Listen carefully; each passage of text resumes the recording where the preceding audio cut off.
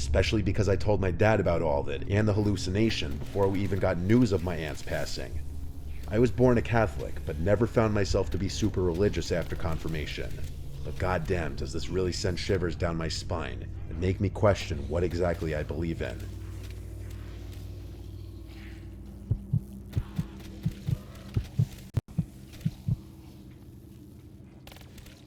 My friend Carlos and I like to do stupid things together. We've been friends since we were 10, and when we were 21, we became roommates. We lived in Brunswick, Georgia, where we grew up. A little coastal town that had its pros and cons, but overall was an okay place to grow up. But it got boring as we entered our 20s. Anyway, that's neither here nor there. While we did live there, we knew about a creepy looking house that differed from the rest of the houses in town, in that it looked like it was built in a different century. It had long been abandoned, and we and our friends would make up stories about its history. It was mid-October, and everyone was in Halloween mode. People were doing Halloween-themed activities like haunted houses and corn mazes and such. We thought it would be fun one Friday night to go break into that house and explore. So after we were both home from our jobs, we both grabbed baseball bats to bring with us, stopped for some fast food and beers on the way, and drove to the house. We parked all the way down the road just not to be suspicious. The houses around there were not that close together, so each property was pretty big, which meant we were less likely to get caught snooping around. We both grabbed a couple beers each and threw them in our backpacks. Not sure why we thought we were going to drink in there, but along with that, we stuffed our baseball bats into the sides, just so no one would see us walking around with baseball bats in our hands late at night looking like trouble. We quietly walked down the street, just whispering to each other. It took less than 5 minutes to get to the house. It was so dark on this part of the street because this house, along with the house across the street, had no lights on. There weren't any street lights on the street. Whatever light there may have been would have had to come from one of the few houses with their lights on. From here on, we used our flashlights we brought. The front lawn had a bunch of dirt patches, and the patches of grass were overgrown. Lots of weeds everywhere, it seemed. We walked around to the backyard to look for an entry point because doing that out front seemed stupid for obvious reasons. Shockingly, the back door was already unlocked. The place wasn't boarded up or anything. The back windows weren't even smashed. We knew that the place was abandoned though, everybody did. We walked right in. Navigating inside of there would have been impossible had it not been for our flashlights. The house was bigger than some of the neighboring houses, yet the inside felt very cramped. Like there were a lot of rooms, but they were smaller, almost giving the house a maze-like feeling. Carlos stepped into another room away from me, and at that moment I was alone. I heard his voice say from another room, "Yo, there's still furniture everywhere." I responded, "Yeah, this place must have been abandoned in a hurry." Everything seemed ancient, like furniture in my grandma's house, only not used in years. I walked around the first floor some more, and came to a tiny corridor with a few doors that led to bedrooms. I entered one of the bedrooms, and it was incredibly cramped. The bed took up 80% of the room. I went through some of the drawers in the dresser, but they all seemed like they'd already been gone through. Same with the closet. Anything left behind besides this old furniture just looked like junk. I heard Carlos say he's going upstairs. I said back, okay. We were speaking at a volume that was just loud enough for each of us to hear. After checking out the other bedroom down on the first floor, which was equally cramped, I went back out to the corridor. There were two other doors, one that led to a bathroom, and then when I opened the final door, I was looking down a long stairway to a basement. I decided, fuck it, I'm walking down. I started descending the steps, each step squeaking and cracking under my weight. I got about halfway down the steps when I realized there was a faint glow coming from down there. I turned off my flashlight, and yes, there was still a turned and left in that moment like any normal person, but I do stupid things. Like I die first in a horror movie most likely. I continued down the stairs with my flashlight off, and when I got to the bottom, I looked around the wall separating the stairs from the rest of the basement, and I saw what was just barely lighting up the room. It was two tall candles sitting on a table, but that wasn't the first thing I noticed. What I saw first was what was next to that, and it was some kind of sofa rocking chair, and it was rocking. Someone was seated in it. It was facing away from the stairway. All I could see was a hand on one of the arms of the chair. I had to get out of there. I started going back up the stairs as quietly as I could, with each crack and squeak causing me to cringe in fear. I was halfway up the stairs now. I looked back down and could still see the faint glow of the candles, so I continued as quietly as I could. I was almost to the top, and one stair creaked especially loud. I paused for a moment, clenching my teeth so hard. I proceeded up the final steps and made it to the top. I turned to shut the door, but I noticed it was pitch black down there now. The thought of the candles having been put out sent a shiver down my spine. I quietly closed the door, and then I tiptoed around this cramped maze of a house until I found the stairway going upstairs. I stood at the bottom of the stairs and quietly called up to Carlos. He wasn't responding. I sighed and started quietly going up the stairs, repeating Carlos's name. Still no response. I had to go all the way up to the top of the stairs, repeating his name, and he still wouldn't respond. So I said, "If you're trying to scare me, stop joking around. There's someone in the basement. We need to get out of here." That got his attention because he stepped out from a dark room and asked if I was serious. I told him I'd explain outside, but that I'm not kidding. He followed me down the stairs. I was trying less so to be quiet now because I just wanted to get out of that house. We were heading back to the back door where we entered, but when we passed the corridor of the basement door, we both saw the silhouette of a man standing in front of the door. The time for sneaking around was over. I kept repeating just go as we booked it outside and ran for my car. We made it to the car in like 30 seconds. I was already winded by the time we made it back. I backed the car off that street and started driving us home. In the car ride was when I explained in detail what I saw. All Carlos kept saying was, "Yo, what the fuck?" to everything I said. He was in just as much disbelief as me. So while no, I don't think anyone legally lived in that house, I do think someone was squatting in there, down in that basement. Who knows who it was? Honestly, who cares? I just never returned anywhere near that street.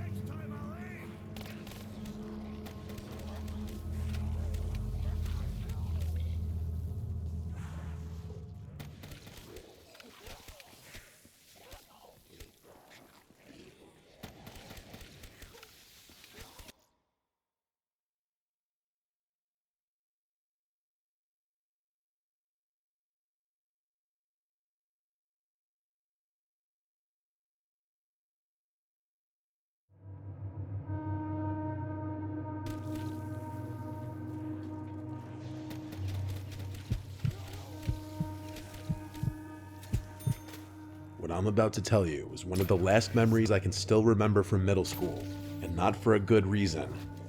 I'd argue that it was the most traumatic thing that has ever happened to me. When I was in middle school, I didn't have a lot of friends.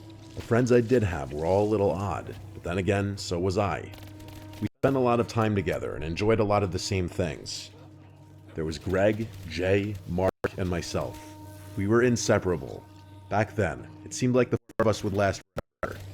Looking back though, it was pretty clear that Jay and I were trying to distance ourselves from Mark and Greg, but that's neither here nor there. One summer, Greg invited the three of us on a week-long trip to Maine. Greg's family had a summer home up in Maine on one of the little islands in Casco Bay. To be completely honest, his family was really secretive about the place, and none of us even knew it existed until he invited us there. The family was strange in general, but that's a story for another time. The drive was long and uncomfortable. I had a runny nose and was sneezing the entire time, which I could tell was really pissing off Greg's dad. He was one of those over-the-top germaphobes, and I got really uncomfortable anytime he'd look at me. Mark and I were also bickering about something stupid, but the two of us tended to get into that a lot. We had to drive the car onto a ferry in order to make it to the island. That part was actually really fun. The house was small but pretty. I remember feeling detached from reality in that house. I can't really explain it. It was like a whole other world on that island. I still feel like it would be easy for a person to get lost in that house, if that makes any sense. The island had a really dreamy feel. Everyone knew each other, and random people on the street would recognize and say hello to Greg when they saw him. We spent most of our time biking around, an activity that never got boring at our age. I'll skip the boring stuff. I don't remember all of it anyway. The second day of the trip, I couldn't find my Barcelona snapback cap anywhere. I was really upset since I was a huge soccer fan, and it was one of the only pieces of merch I had. Greg said he thought I left it on the beach, but I was almost certain I brought it back. I remember crying to Greg's dad, who basically told me to get over it and not let something small ruin the trip. So that's what I did. The next day, after a long day of biking around, I realized one of my pens was missing. I had a pen collection at that time, which I brought everywhere. Like I said, weird kid.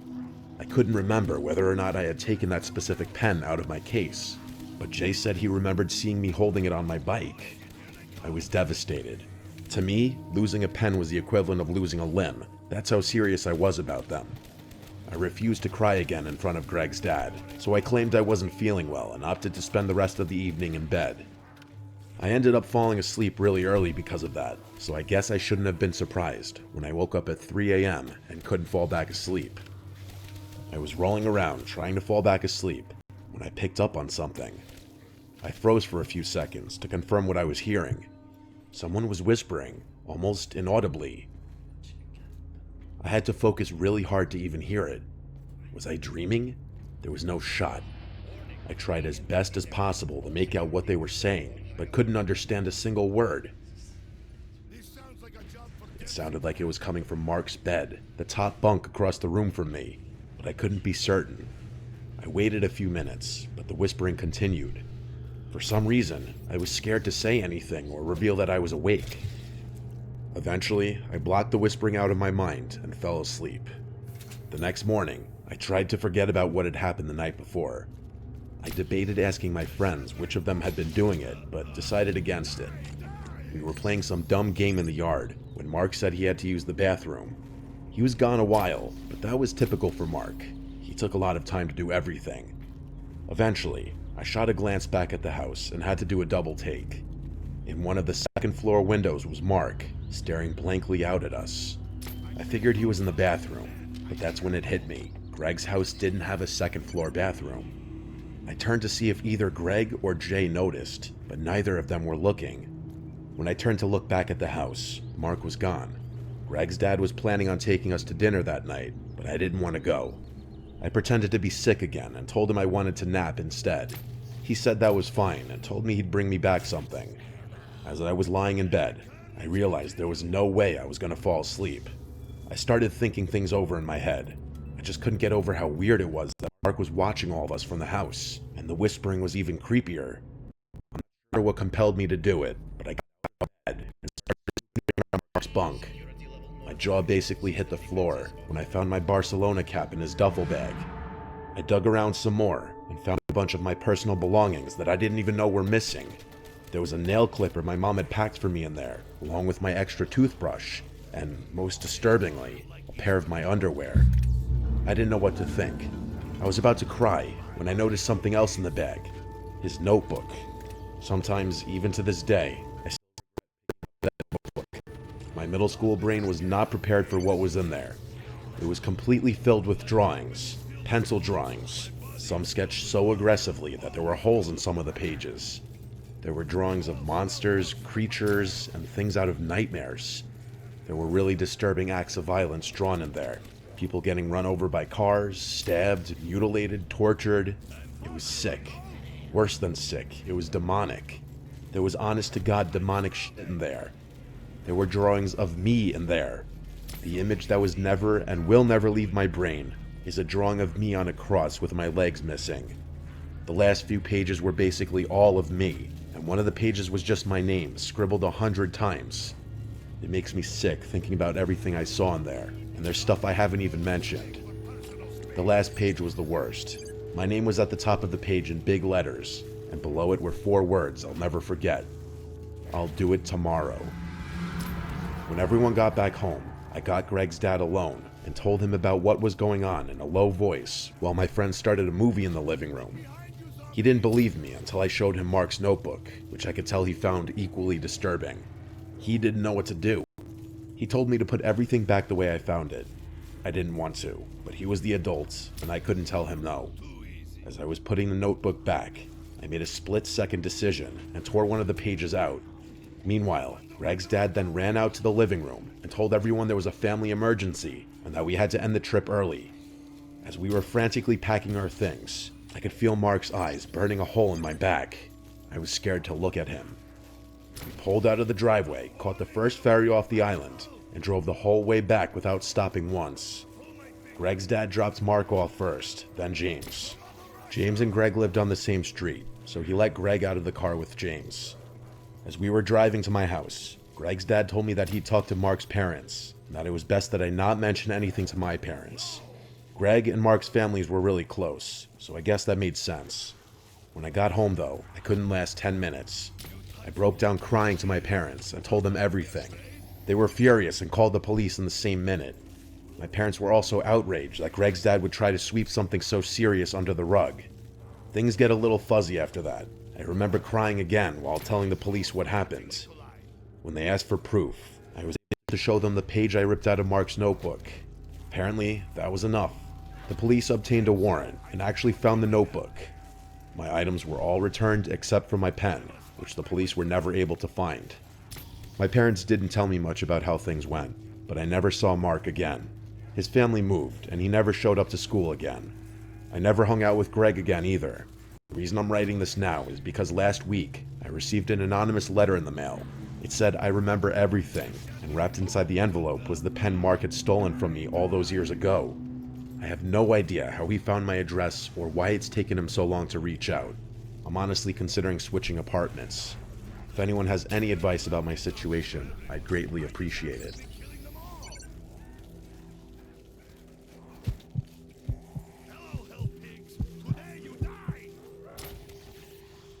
This story is fresh in my mind since it literally happened last week as I'm writing this.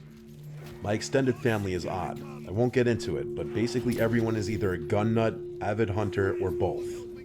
Most families go on vacation in the summer. Mine tends to go around winter time. We don't go on typical vacations though.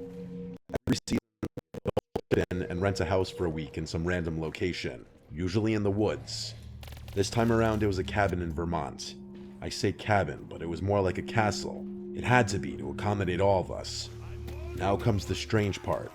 We play a lot of weird games as a family. Most of them involve shooting to some capacity. Here's the weirdest one.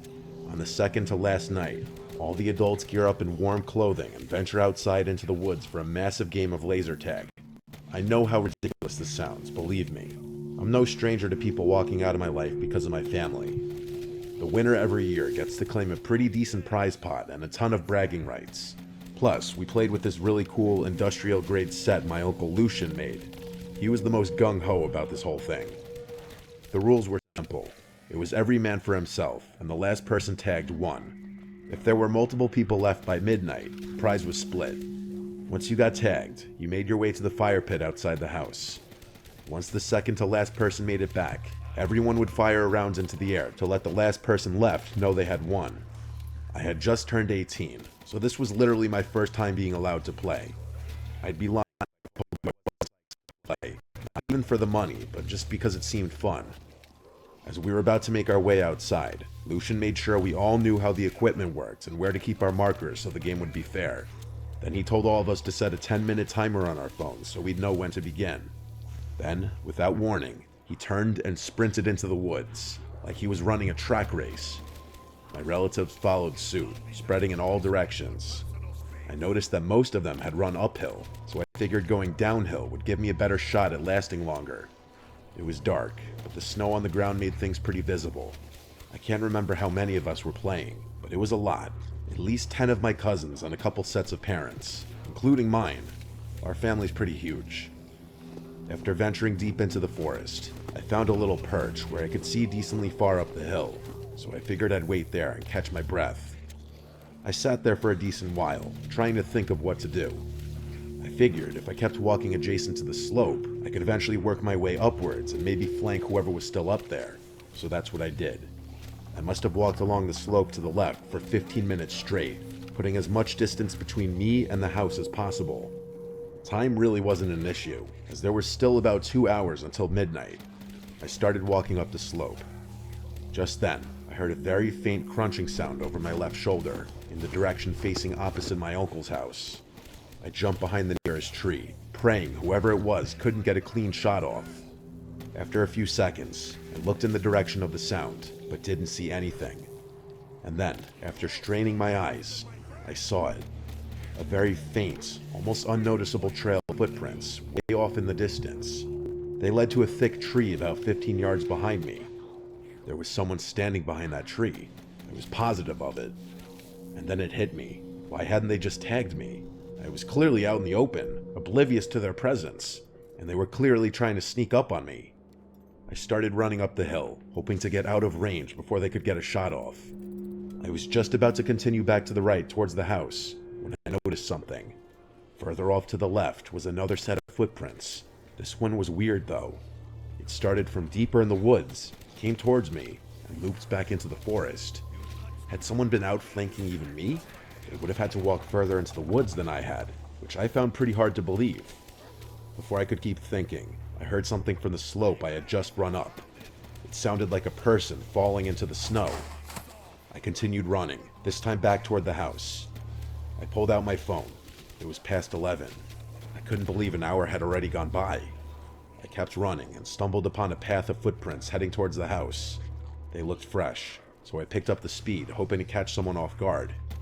I passed a line of trees and saw my cousin Corbo walking at a steady pace, laser gun in hand. I crouched and pulled out my pistol. I nailed his marker and it started blinking.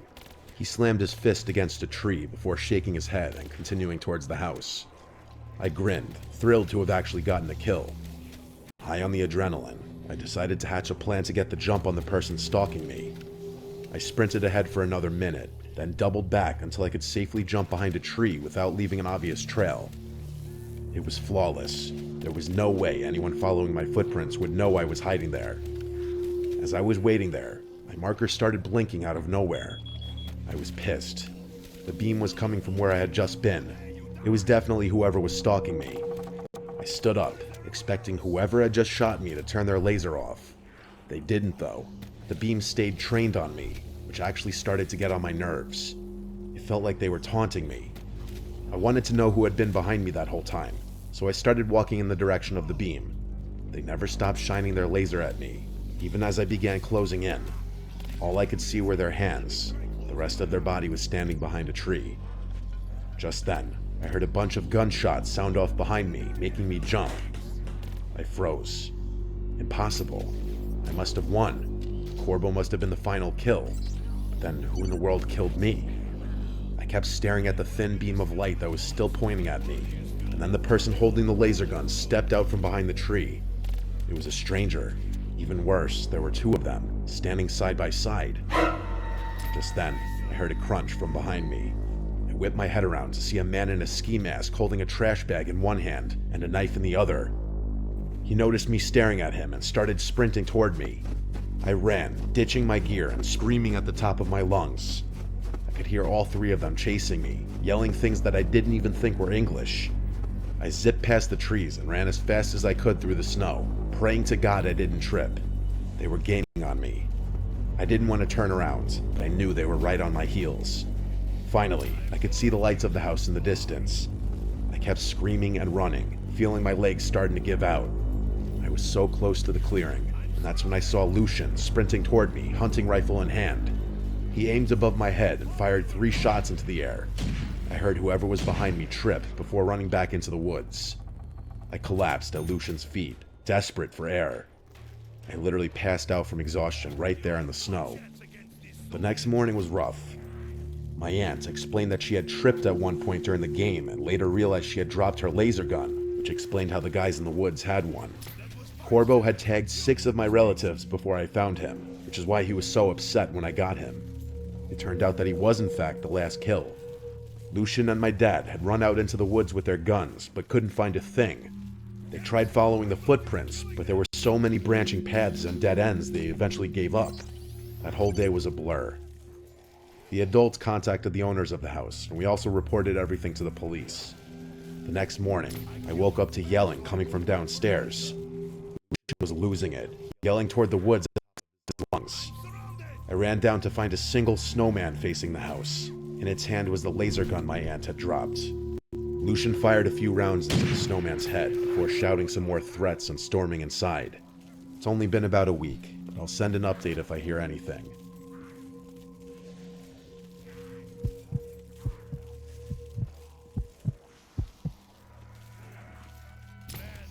When I was in college, I couldn't afford the extravagant spring break vacations to Mexico that all the Greek life people went on. Because of this, I spent my first 3 spring breaks on campus, which I actually didn't mind too much. By the time spring break rolled around my senior year, though, I realized that it was basically my last chance to get the spring break experience I'd been missing out on. Mexico was still out of the question since I'd still be paying everything myself. Eventually, my girlfriend Allie found a decently priced Airbnb that sounded pretty appealing. We figured we could turn it into a couple's getaway of sorts, so we invited her best friend Laya and her boyfriend Calvin. We were all super excited since we had never been on a vacation together before. The place we had picked wasn't your typical spring break Airbnb though. It was nestled in a really secluded, woodsy area in Lake County, California. There was a hot tub, an exposed fireplace, an antique-style record player, and some cots for stargazing outside. It was honestly perfect. The place was about 2.5 hours away, so we'd get a nice and relaxing drive on the way. Unfortunately, Calvin drove a really cramped Mini Cooper, meaning the girls had to squeeze into the back seat. He was honestly pretty insecure about his car and would get annoyed when one of us would make a comment about it, which was a pretty funny detail. As terrible as that car was, it was a drop top, which was really nice. We pulled in around 8 p.m. after it was already fully dark out. I can't even lie, the place looked a little scary late at night with all the lights off. When I say it was in the woods, I mean it. The trees blocked the view of all but one of the neighboring houses. The first night was really chill. We hung by the fireplace with a bottle of wine and played some board games. We wanted to go in the hot tub, but Calvin was complaining, so we didn't. He was honestly being pretty pouty for some reason, but we all just assumed there was something on his mind. The next night was better. We convinced Calvin to join us in the hot tub for some drinking games. The hot tub was connected to the back of the house, but inside its own little room, the walls of which were just screens. We were playing Never Have I Ever with some music blasting, having a lot of fun. We were all more than a little buzzed at that point. And just then, though, a flash of bright light lit up the spa room. If it had been raining, we would have assumed it was lightning. That's how bright it was. I quickly turned the music off, and the 4 of us stared at each other, nervous to say anything. I quietly got out of the hot tub and made my way from the spa room to the back deck. I looked out into the woods, but it was too dark to see anything. Out of nowhere, I started hearing a clicking sound coming from the woods. A few seconds later, I heard another one from a different direction, and then a whistling sound started up. The sounds kept coming, clicking and whistling from too many directions to keep track of. I yelled for Calvin and the girls to run inside, and I followed them into the house. The 4 of us huddled in the living room, not sure of what to do. I thought maybe it was a dumb prank or someone messing with us, which is why we didn't call the police right away. A few minutes later, though, someone started banging on the front door. The girls were hysterical, so I told Calvin to call the police while I grabbed the biggest knife in the kitchen, ready to protect everyone should it come to that. I yelled in a deep voice that I had a gun, which was obviously just a bluff. The banging stopped. Calvin said the police were on the way, but out there in the middle of nowhere, they could have been miles from us.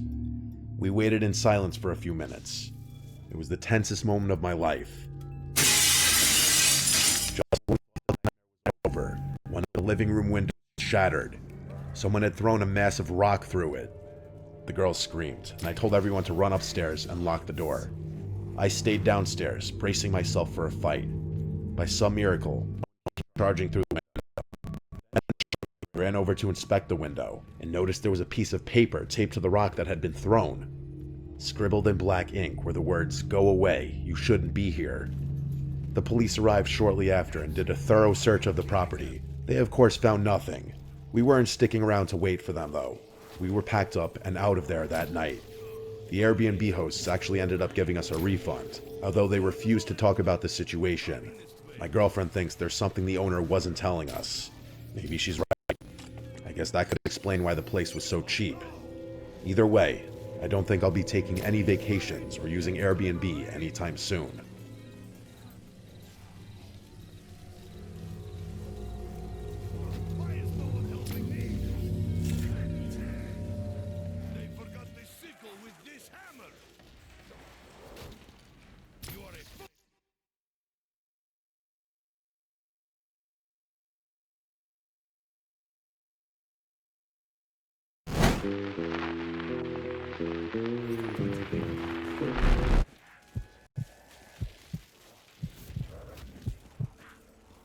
I live in the state of Washington, in the Pacific Northwest. I used to work at a late-night diner on the side of the highway. I was 29 years old. I worked the closing shift pretty often. The diner would close at 2 a.m., which was incredibly late considering how scarcely populated the area is. But even so, given the proximity to the highway, there would usually be at least 1 or 2 customers in the building until closing time. Having grown up in the South and moved up here, I can tell you the people are different. In the South, there's a huge emphasis on hospitality and small talk. But up here, people here are kind, but not overly friendly. I feel like the air lends itself more to introversion. I used to be a waitress down south, and I'm telling you from experience, the customers were a lot chattier down there. Up here, people seem to want to keep to themselves a little more. This was approaching closing time. The kitchen's last call was at 2 technically, even though the diner was advertised to close at 2. It was really frowned upon if a customer would come in and order something that late, but it did happen. It happened that night, as a matter of fact. There were only 2 employees in the building, myself and the chef. It was like 1:50 a.m., and in comes a lone, heavy-set man. He was wearing awkwardly high jeans, a gray shirt tucked in, a brown jacket, and he had a brown mustache and glasses. I asked him if he'd like to sit at the bar or a table, and he asked for a table.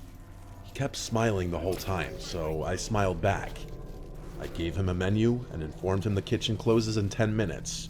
He looked at the menu for a few seconds, and then said he'd like a black coffee and some French toast. Around this time, he also introduced himself as Nolan. Luckily, his order was simple enough. I went into the kitchen and told the chef the order, who still had a slightly annoyed face in reaction, which I just responded to with, "I know." I stepped back out to the dining area, and Nolan waved me over. As I neared, he struck up a conversation with me, something rather unusual for folk around here at this hour. He asked me if I was from the area, and started complaining about all the potholes in the road around here. I responded, yeah, it's all the freezes we get in the winter. Basic small talk. I did tell him that I'm from around here, and he perhaps pressed a bit too specifically about where I was from. I told him a vague, general area. I never tell people exactly where I live, obviously. He said he just moved to town not too long ago. As he spoke, I analyzed his body language in general. He seemed like a somewhat nerdy older guy, and this may have been his idea of flirting. Didn't bother me much, though. I dealt with it back home in the South all the time, so I was used to it.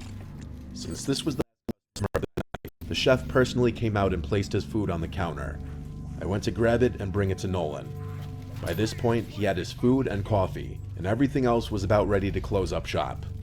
I wiped down the counters and tables and everything already. I stayed behind the counter, a little further away from Nolan, because I was tired of conversing with him. My social energy was drained, and I was ready to get home and go to sleep. When he finally finished his food, I went to drop off his check before he even asked for it, politely non-verbally implying that we were closed and we wanted to get home. He paid by card, and then he left. The chef would be the one closing up the place, so after cleaning Nolan's table and gathering all my belongings, I said goodbye to the guy working in the kitchen and walked out to my car. There were 3 cars in the lot, mine, the chef's, and a third one that I couldn't explain. There was a silver, older-looking car, like a 2005 Toyota or Audi or something. I wasn't sure. I also couldn't tell if the windows were tinted or if it was just so dark out that I couldn't see into the car. But I wasn't able to tell if someone was in the car or not. It was parked on the dirt closest to the highway. I wondered if it was Nolan's car. I got in my car and started heading home. The diner to my home is about 20 minutes. I was on the highway when a ding came from my dashboard and the tire pressure screen popped up. I started freaking out. I didn't know how to change a tire. I'd never even called my roadside assistance company. I was still a decent way from home. The tire pressure to my rear passenger side tire was dropping rather rapidly all of a sudden, from 20 down to 10, and then I started feeling not just the steering wheel shake, but the entire car shake. I had to pull off the road. I came to a stop and got out of the car real quick to look at the tire, and it was as flat as could be. Suddenly, as if they were just flicked on, a pair of headlights lit up the side of the road as it approached me, then slowing to a stop. I hurried back inside my car and locked the door. I truly didn't know what to do. And then, there was a light tap at my window. I looked up and saw Nolan, the man from the restaurant. He waved at me with a smile. He was wearing gloves now. For the sake of the story, I'll use a fake name for myself. Nolan said through the window, "Kathy, is that you? Are you okay?" He laughed, acting like it was such a coincidence. I felt a knot in my stomach suddenly. I instantly knew he did this. I'm not a dumbass. He motioned for me to lower the window. I lowered it literally maybe 2 inches, just enough to speak through. He asked if I needed help. I told him I had a flat tire. He played dumb, asking me which one. I said the back passenger side. He started walking over to the other side, and at this moment, I dialed 911 on my phone. I let the phone sit on my lap as Nolan walked back to my side. He said through the window with his creepy smile that he knows how to change a flat. He asked me to step out of the car, and I said I'm waiting for my boyfriend to come and help me change it. During all of this, I heard the 911 operator speaking into the phone, but it wasn't loud enough for Nolan to hear it. I tried to make it as clear as possible my situation to the operator without being too obvious for Nolan to catch on. I basically said, "I'm not sure how I got a flat, but I'm waiting for my boyfriend to come help me change it. Thanks for offering to help, sir." He stood there for a second with a much less friendly look on his face. Then he walked away from the window. I took this opportunity to speak very quietly into the phone that this man slashed my tire and he's trying to get me out of the car. The operator asked my location, and I quickly opened the map on my phone and told her the name of the road I pulled off onto. The deafening shattering of glass immediately to my left made me scream as shards of glass fell onto my lap. I screamed at the top of my lungs at the man. "I'm on the phone with the police. It's the police." As I showed him the phone screen, he looked at my screen and then reached inside the car. I screamed again at the top of my lungs as I was hysterically crying, expecting him to try and grab me or choke me, but instead, he grabbed my phone and launched it in the direction of the highway. He then ran back to his car and sped off down the dark road. I heard the screeching of his tires as he made a sharp right turn and then disappeared. I wanted to go look for my phone, but with no flashlights in the car, I'd be running out there to look in the pitch dark. The only light was from my car. I had no choice but to wait and pray that Nolan, or whatever his real name was, didn't come back. I'm very grateful that I was able to tell the 911 operator my location in time. I heard the unmistakable sound of police sirens in the distance, and I started to cry tears of joy when I realized they were getting closer. I got out of my car and started waving my arms in the air until I saw the flashing lights turn off the highway onto this random road. Pretty soon a second police car showed up, and then a third. During all this time, we found my phone, which was completely destroyed. I described the man to them along with his car, and pointed the direction in which he went. One of the police officers left in that direction, as they also put the word out on their radio. They were honestly the nicest cops I'd ever met in my life. They changed my tire for me, and one of them even gave me an escort home, having me follow from behind. The main officer told me that they would investigate the video surveillance from the diner and keep me updated with any news. I got a call a week later from that officer, informing me that the investigation was still ongoing based on the surveillance footage. That was the last I'd heard of it. I don't think they caught him, sadly. I never returned to that diner job again after that night. I was not risking that man ever finding me again.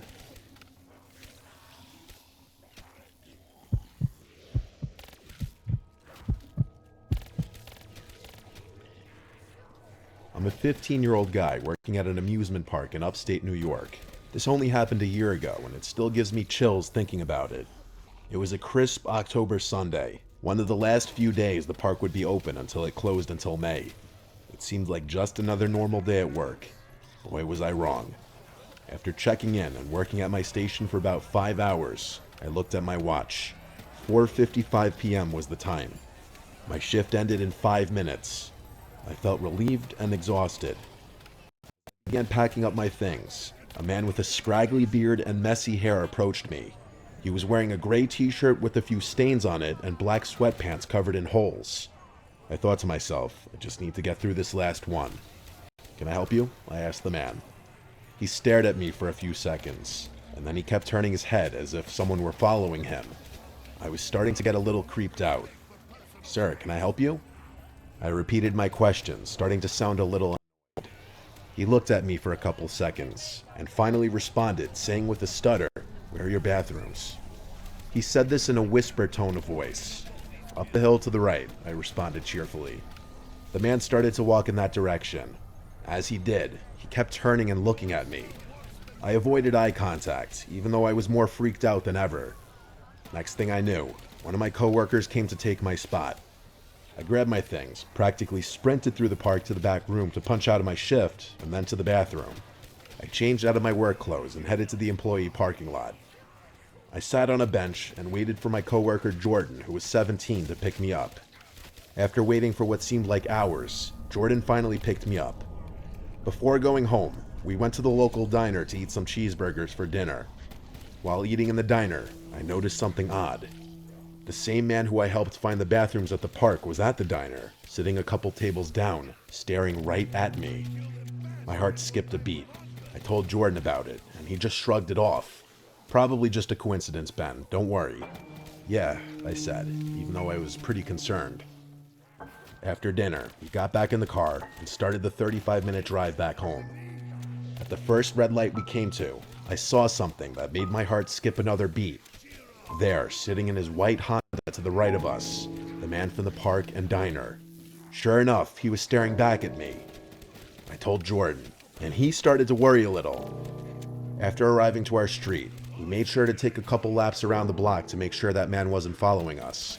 Once it was clear, Jordan dropped me off at home. My mom and sister were out at the mall, and my dad was on a business trip, so I was home alone.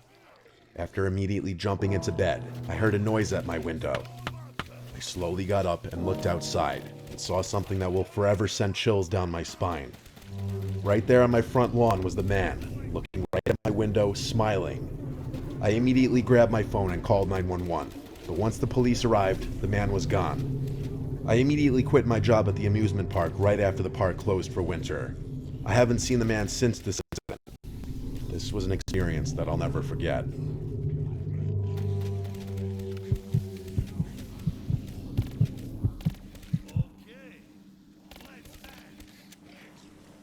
I was working a late-night shift at the diner I worked at for a year.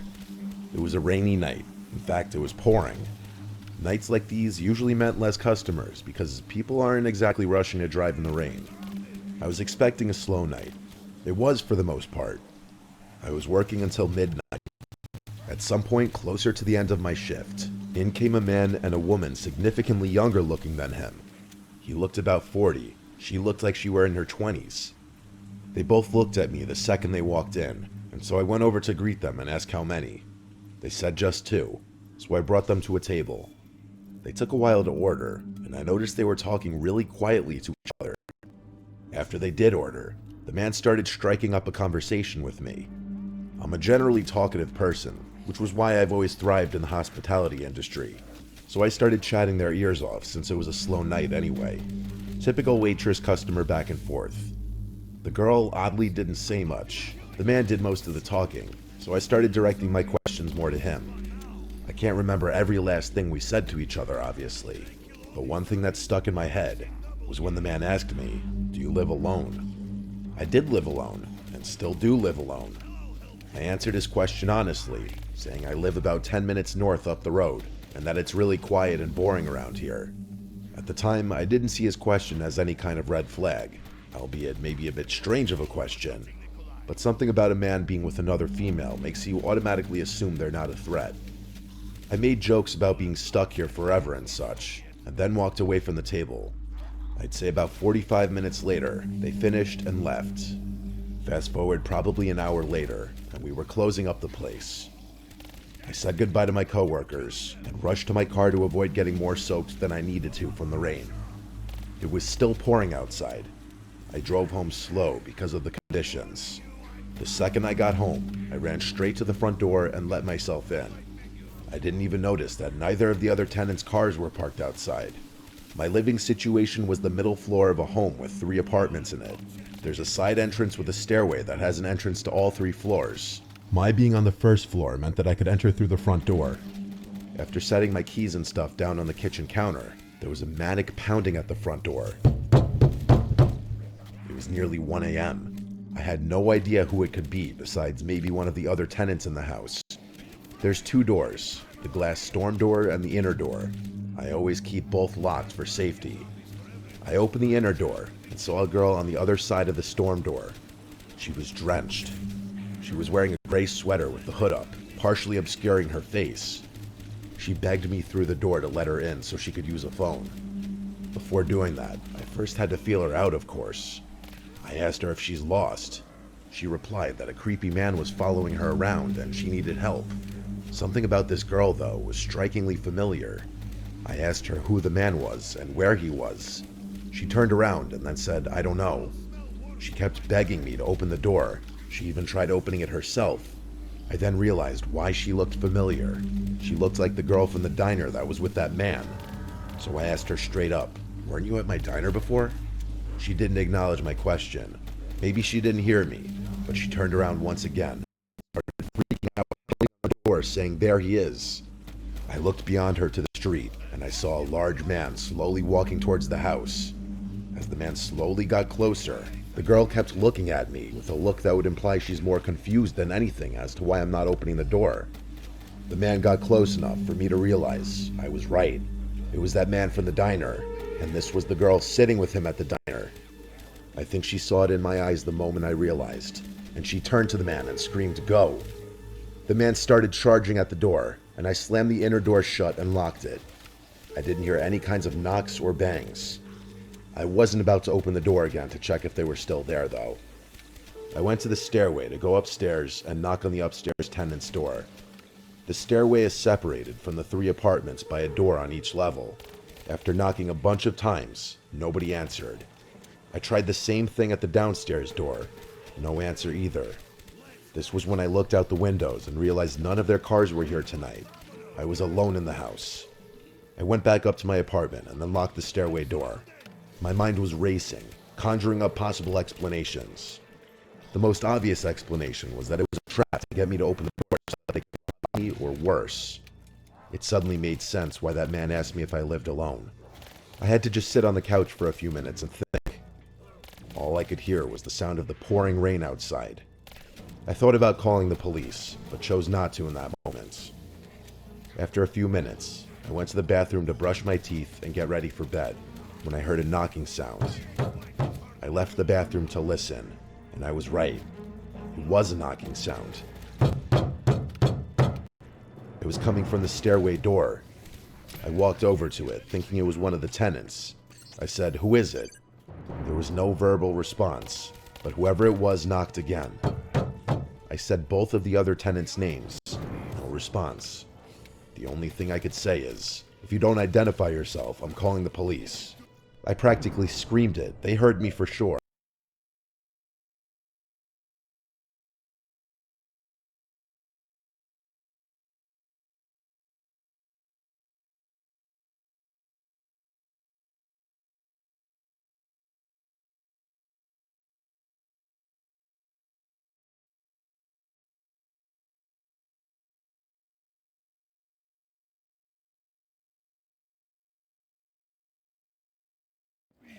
Let me try closing my eyes.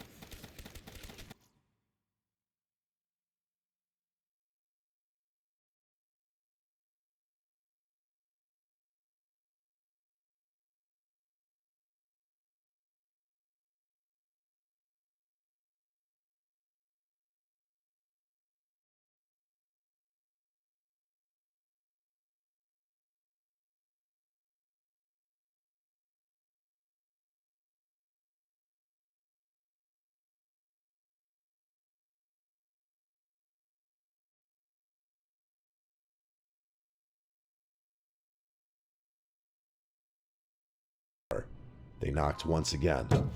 So I yelled, "What do you want?" And a voice from the other side said, "Your blood on me." I ran to my room and locked myself inside and called the police. I hid in my closet while I was on the phone, and I stayed in there. The sounds of the rain, wind, and thunder outside constantly startled me. I worried about any little sound coming from inside the house. It was the longest 10 minutes of my life before I was told to let the police inside the house at the front door.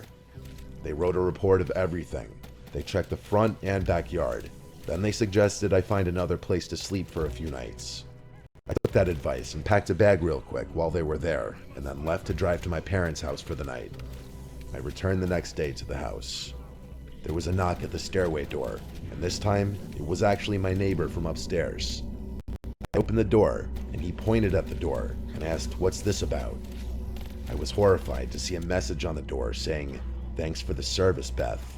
It was written in marker. I couldn't stay there for a while. I had to stay with my parents for a few weeks until this blew over. I got a new apartment pretty close by the following month. Better safe than sorry.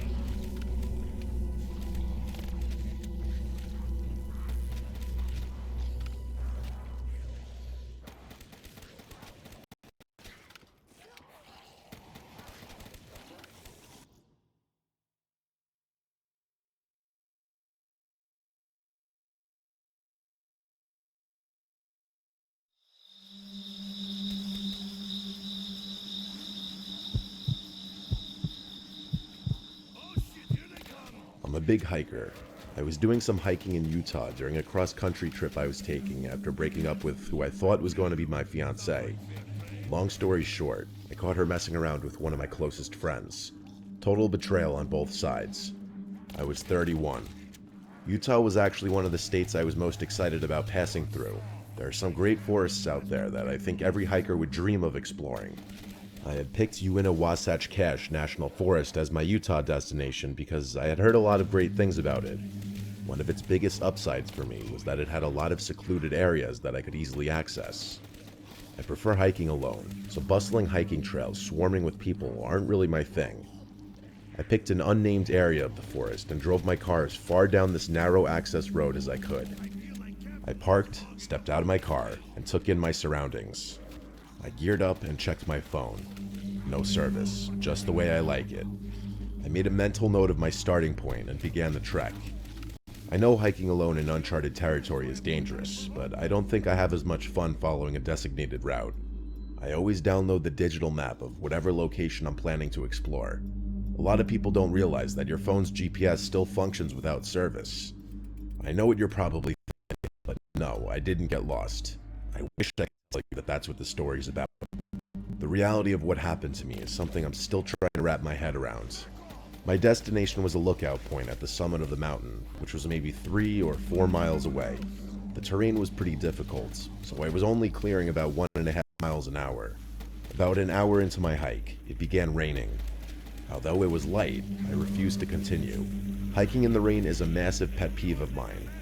Annoyed, I turned around and began retracing my steps. Eventually, I spotted my car in the distance, and I was relieved that this failed outing would soon be over. I reached my vehicle and was met with a horrifying sight. All 4 tires were slashed. I felt the fear start to set in. There wasn't a chance in the world that all 4 tires had been coincidentally punctured. This had been deliberate. I whipped my head around, scanning the forest in every direction. Nothing.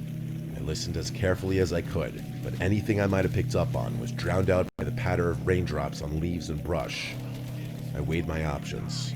Without service, I was basically screwed.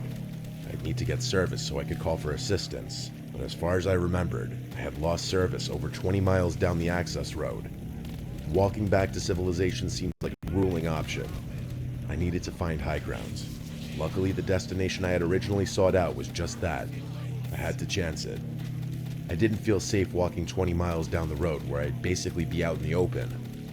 Without another thought, I turned back towards the woods and began my route once again. I was about halfway to the summit when I picked up on a faint rustling coming from behind me, maybe 40 or so yards away. It would start and stop in tandem with my movements. I didn't want to turn and look. I just picked up the pace, knowing I was probably a faster hiker than whoever or whatever was stalking me. The sun was starting to go down, casting an eerie shadow over the forest. The rain was still falling, and I was starting to get nervous. After putting some distance between myself and whatever was stalking me, I cast an inconspicuous glance over my shoulder. I didn't see anything, but someone could have been easily hiding behind any of the countless trees in the forest. Finally, I reached the peak.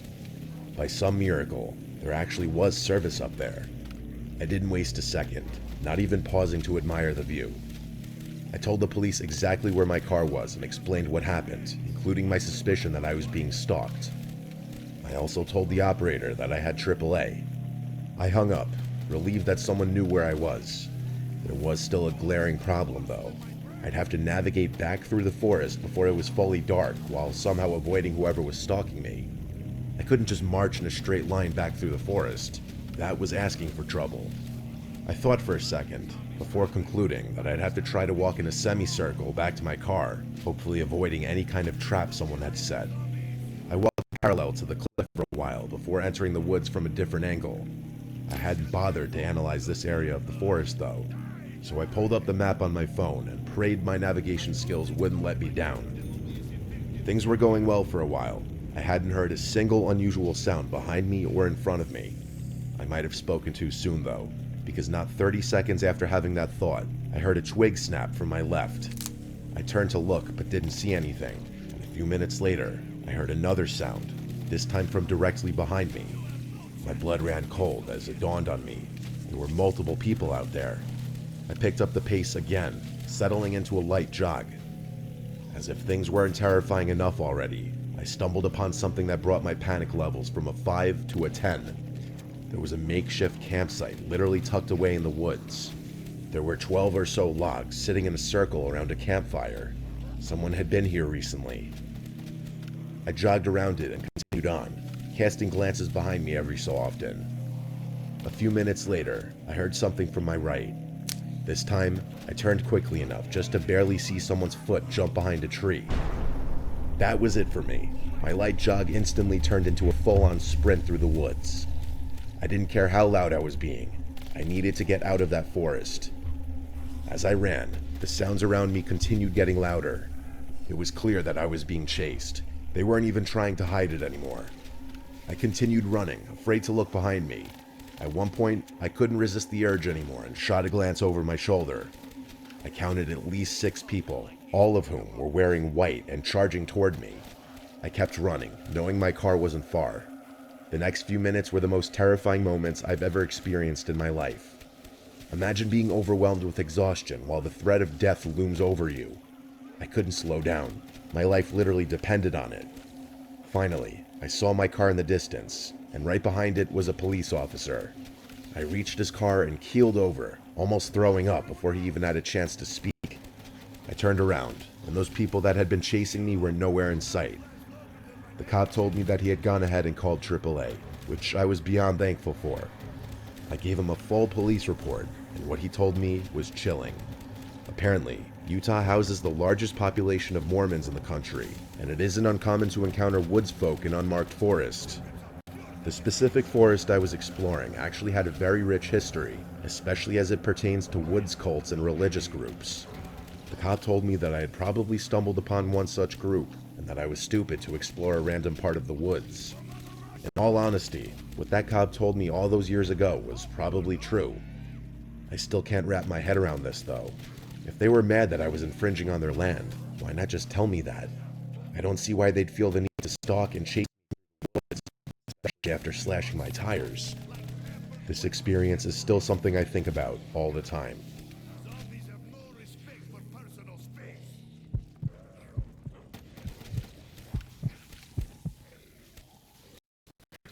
I'm not going to call myself an expert hiker, but I've been avidly enjoying the activity for a few decades now.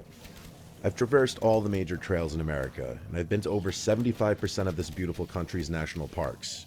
As such, I've had to find new ways to excite myself. I recently picked up a new hobby, scouring Google Maps for vast, unnamed forests and just exploring them.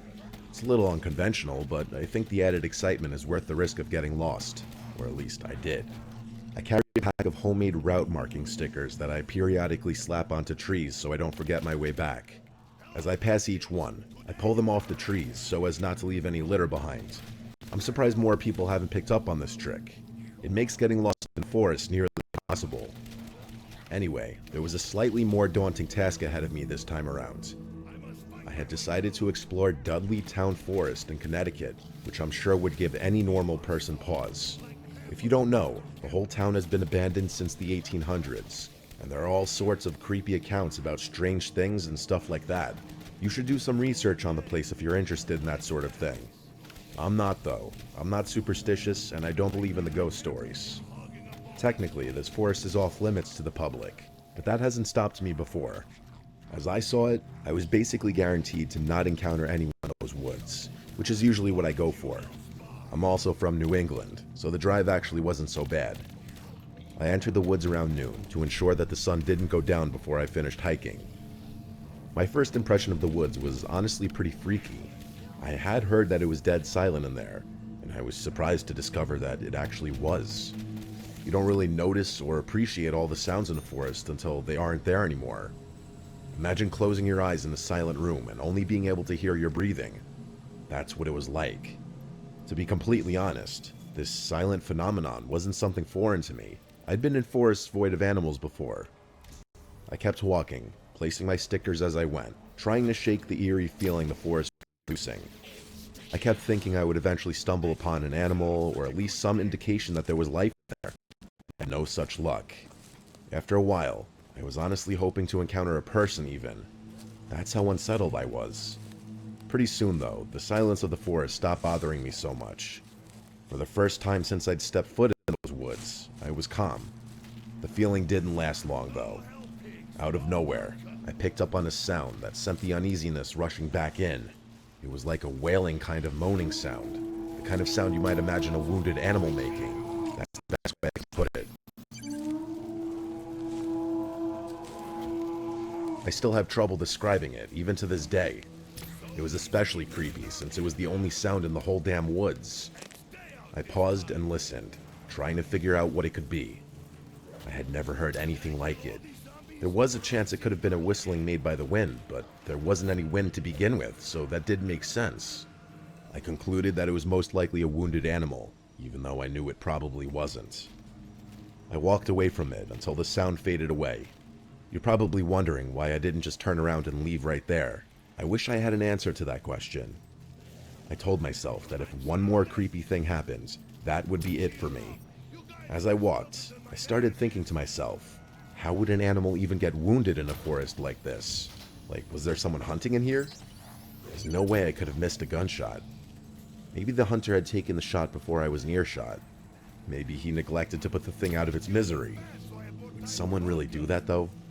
It was hard to imagine. All these thoughts and more were bouncing around in my head when I stumbled upon something. On the tree directly in front of me, there were honest-to-God carvings. I know it sounds cliche, but I'm being dead serious. The carvings weren't symbols, and they didn't look like letters either. Just random slashes and bits of missing tree bark. I started looking around and saw that several of the neighboring trees were covered in the same marks. That was it for me. I turned around without another thought and began walking back, unsticking my trail markers as I passed them. I'm a curious person by nature, and even I was thinking, screw this. I followed my trail markers for a while, before seeing something in the distance I hadn't seen before. There was what looked like a bear's den up ahead, or at least a cave of some sort.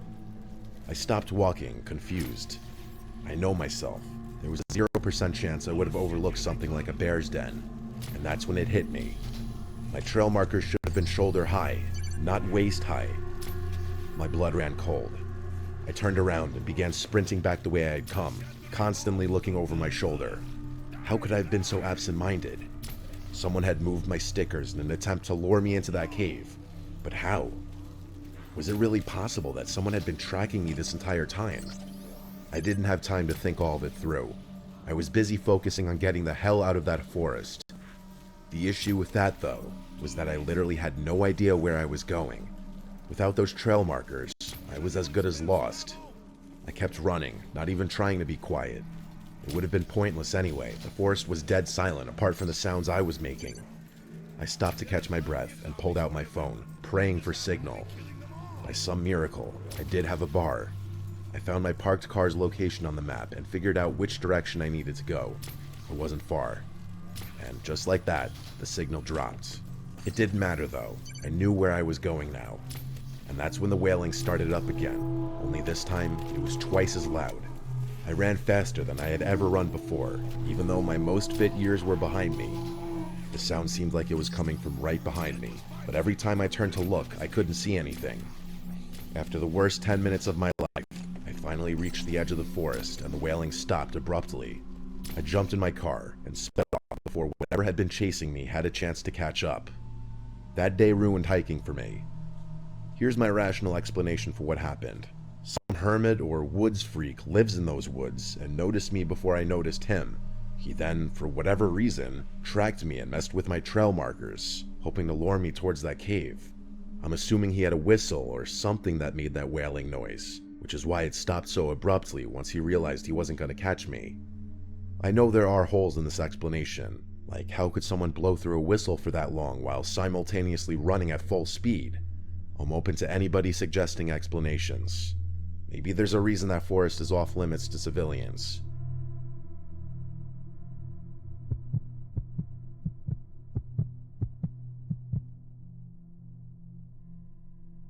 When I was younger, my childhood home was the most fitting for squad hangouts. There were a few reasons for this. My dad had a massive man cave in the basement with an almost unlimited supply of beer. Plus, my parents usually let us drink down there and left us alone for the most part.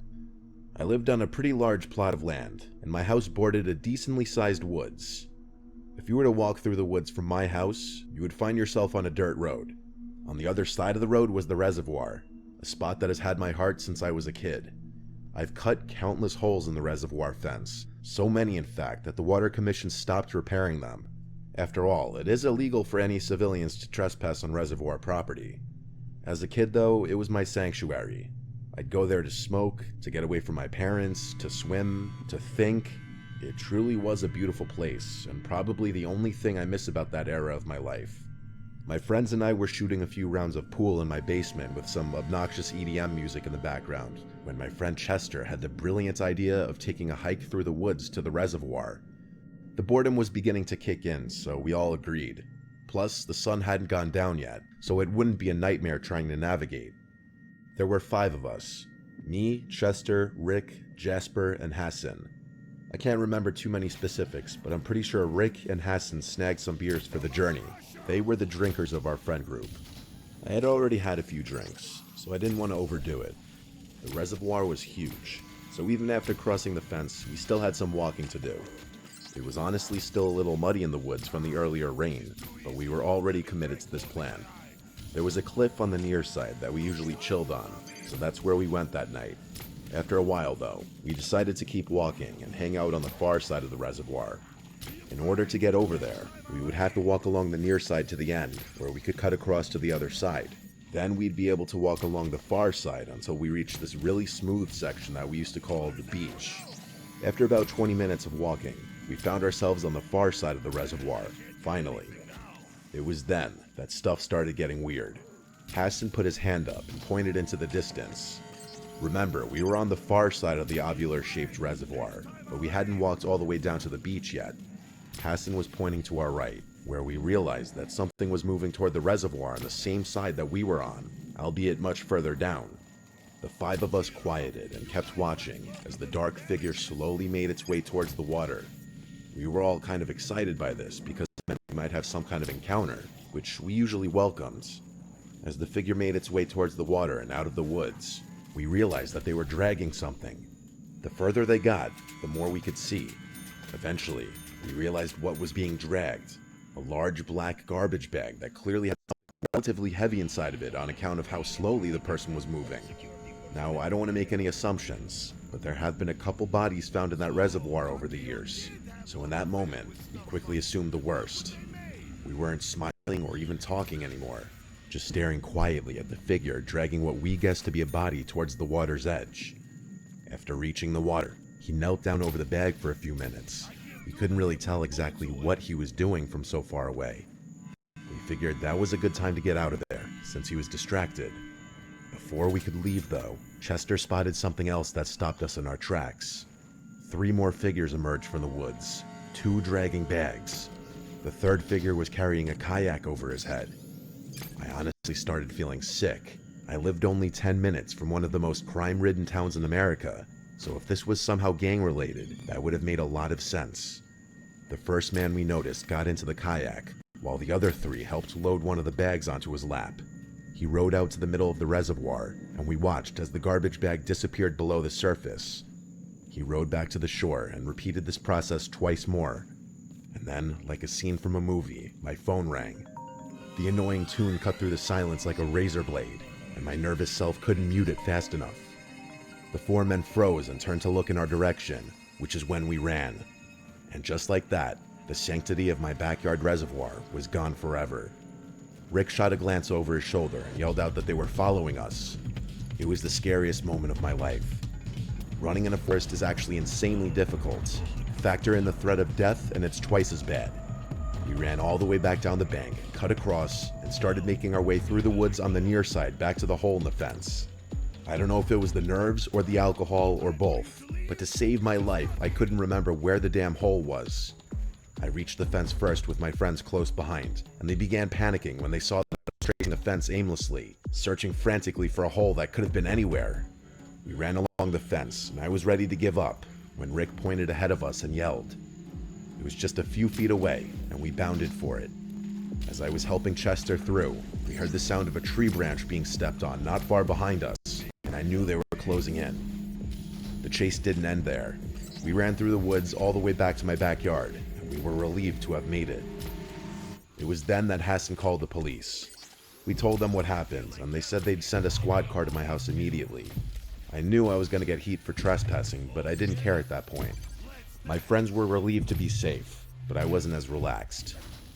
The path from the reservoir to my house wasn't super far, and they could have easily followed the tracks we left on the trail. Eventually, the police arrived and listened to what we told them. The police searched my property for any signs that we were followed, and my stomach dropped when they actually found one. There was a set of muddy footprints that led to my backyard fence, which I told the police weren't ours. They asked if I was positive, and I told them I was. Why would I jump my own backyard fence? Luckily, the police didn't find anyone hiding on my property, so they left and told me they'd keep me updated about the reservoir situation. To my surprise, they actually did. After a few days, the police fished out 3 bodies from the reservoir. No surprise there, and it was a huge news story for a while. My parents and I were terrified for a long time, knowing that some criminals knew where we lived. For months afterwards, my mom swore she saw people in the woods at night, and even claimed to have seen a camera flash one night. This incident was actually one of the main reasons we moved out of that house. Fast forward to today, and as far as I know, the police were never able to find any sort of connection or make any arrests.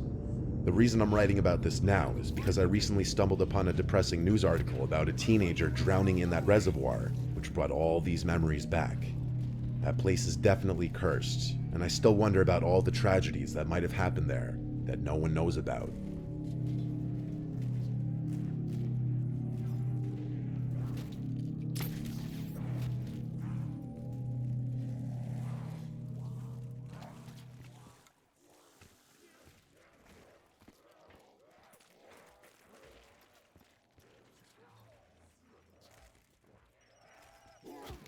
Annihilation!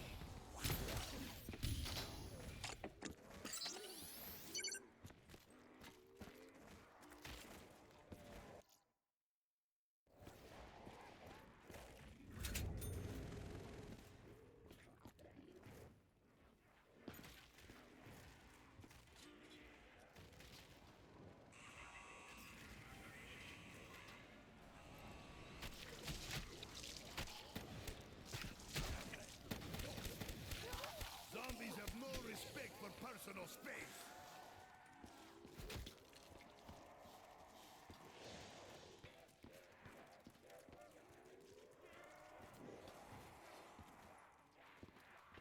Hello, hell pigs. Today you die.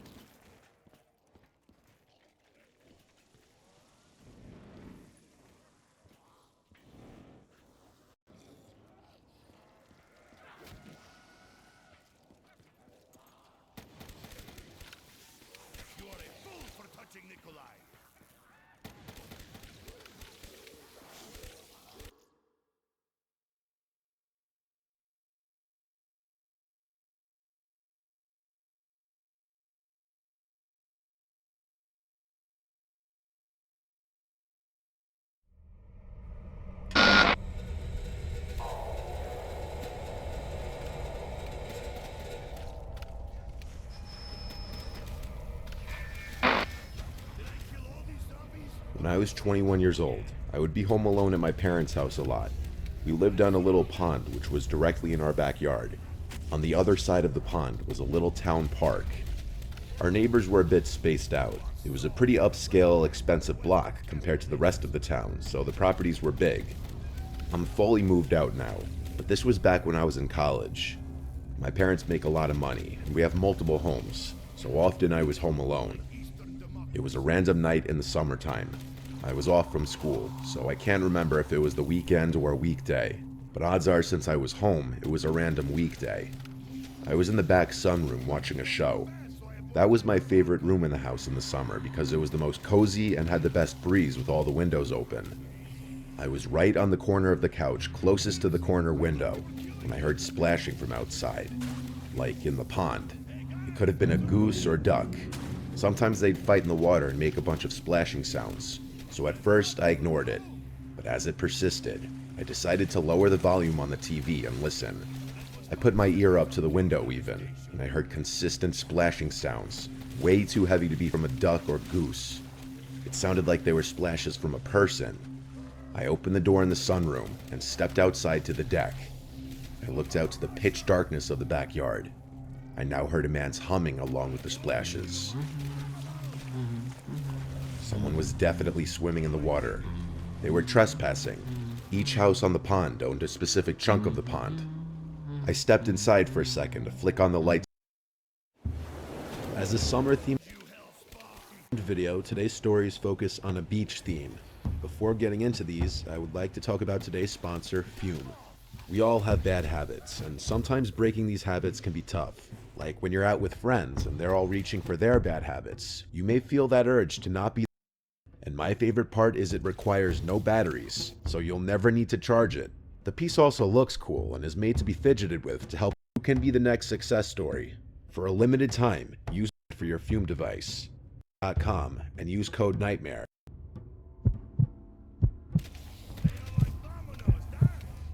Until I was about 25, I lived in a beach town. My specific neighborhood was about a 20-minute walk from the beach. I'd say about 80% of my personality was beach-related. I've been surfing longer than I've been able to speak, and it would be an anomaly for me to shake out a pair of shoes and not have some amount of sand fall out. My two best friends, let's call them Armand and Chuck, were extroverted, outgoing, and charismatic. We were all 18 and very much obsessed with girls. It was a Saturday night in late May, just a few weeks before school let out. Senioritis had long since set in, and at this point, my friends and I regularly pushed the limits of how much we could get away with without getting in trouble. We already had our coveted college acceptances, so we didn't really care much about high school anymore. Armand and I had plans to meet up with two girls from our high school that we'd been getting along with really well at school. The plan was to pick the two of them up in the evening and enjoy a cool, breezy night on the beach. We had blankets and a few bottles of wine, the perfect combinations for stargazing on the beach. I don't condone drinking and driving to any capacity, but I was just a stupid kid. I arrived at Sophia's house just after 9. Her and Fran sort of walk danced to the car. It was clear that they had a little something to drink beforehand. Armand and I exchanged some excited grins. It was going to be a fun night. I took a scenic route to a scenic beach. It was about a 30-minute drive. The whole time, the four of us were having a great time in the car, cracking jokes and talking about some mutual friends. At one point, Fran and I were having a very deep philosophical conversation about the nature of time and death and such. We were all very much enjoying each other's company. The specific beach I had chosen had a dirt path that you could drive a car up. From there was a more narrow sand path that we would walk. The path was actually pretty steep, but I had picked it because we were less likely to encounter any other people at such a secluded spot. Furthermore, this beach was further away from the main boardwalk, so the sky would be clearer for stargazing. I thought of everything. I parked my car as far up the dirt road as possible, and the four of us hopped out. Armand and I carried the blankets and wine. I'll fast forward through the boring stuff. After a few hours and an empty bottle, Armand and I found ourselves separating. He and Fran walked up the beach, and Sophia and I walked in the opposite direction. After being separated by a decent amount of distance and darkness, I threw my blanket down and we drunkenly fell asleep on top of it. Before anything happened, Sophia tensed up. At first, I thought it was something that I had done, but then she whispered something. "Do you hear that?" I focused my attention and strained my ears, trying to hear something other than the gentle crashing of ocean waves. I assumed she was just drunk, but then, to my surprise, I did hear something. It sounded almost like a whirring, like the sound a small engine would make. The sound seemed to be moving around. I couldn't pin down where it was even coming from. Then it seemed to fade away into nothingness. "It's nothing," I assured her, eager to resume what we had been doing. And that's what we did. Soon after, I fished my shirt from the sand and shook it out before throwing it over my head. Just then, Sophia, who was still lying on the blanket, shrieked. I whipped around to look at her and saw she was pointing up at something. I looked up, but couldn't see anything besides the blackness of the sky. I sat down next to her to get a better angle, and I was horrified. From her point of view, the moon was perfectly aligned with what appeared to be a drone floating directly overhead. It hovered a little while longer before zipping up into the dark sky and disappearing out of sight. It all made sense. That noise that we had heard before was 100% the drone. I got angry at myself for not realizing at the time. I then got sick at the thought of being watched that entire time. I glanced over at Sophia and could tell she had the same exact feeling. She put her head in her hands and started crying.